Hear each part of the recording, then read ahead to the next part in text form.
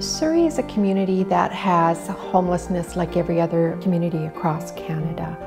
What's different in Surrey is that we've really managed over the last 6 years to really hold back the tide and prevent more people from becoming homeless. And it must be said that without our community partners, we could not make this happen.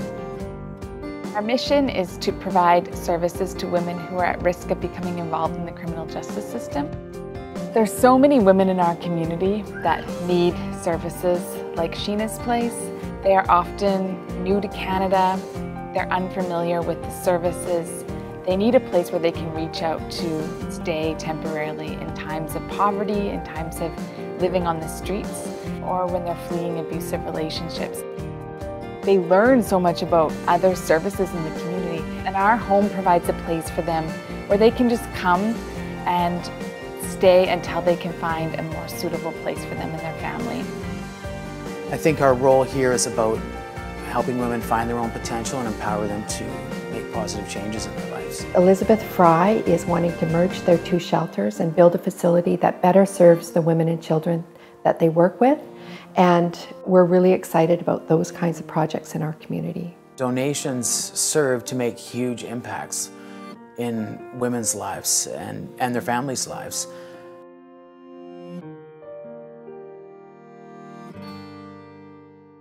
Options Community Services are developing a shelter in Cloverdale, which will house some of those seniors that we've seen come into homeless shelters over the past several years.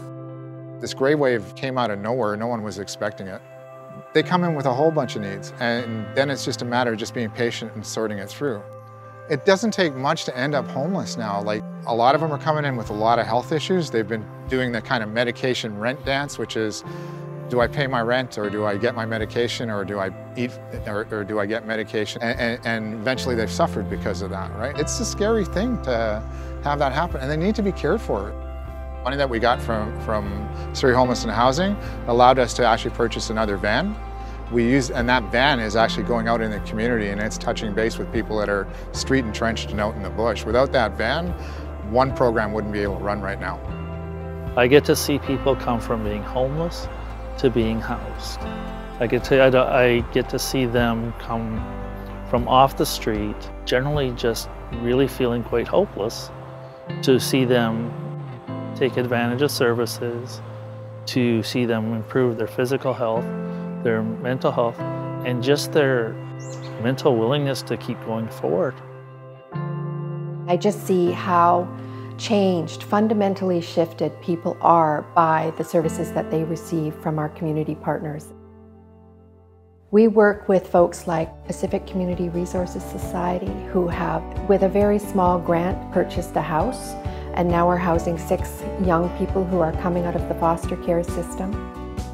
As community service providers in Surrey, together with our partners at the Surrey Youth Resource Centres, we have noticed an increase in young people that were homeless and living on the street, accessing shelters, food banks and other resources. Surrey Homelessness and Housing Society just really jumped forward.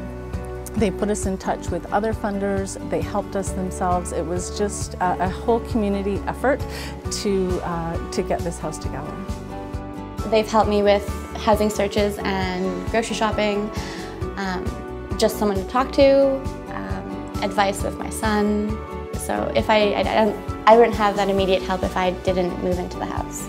This is a great place to donate your money to because it's helping all the youth transition versus if they were stuck on their own and they wouldn't be able to.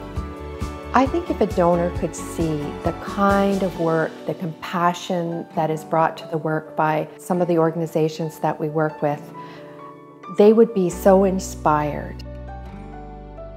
The Surrey Homelessness and Housing Society is a model for the entire Metro Vancouver area.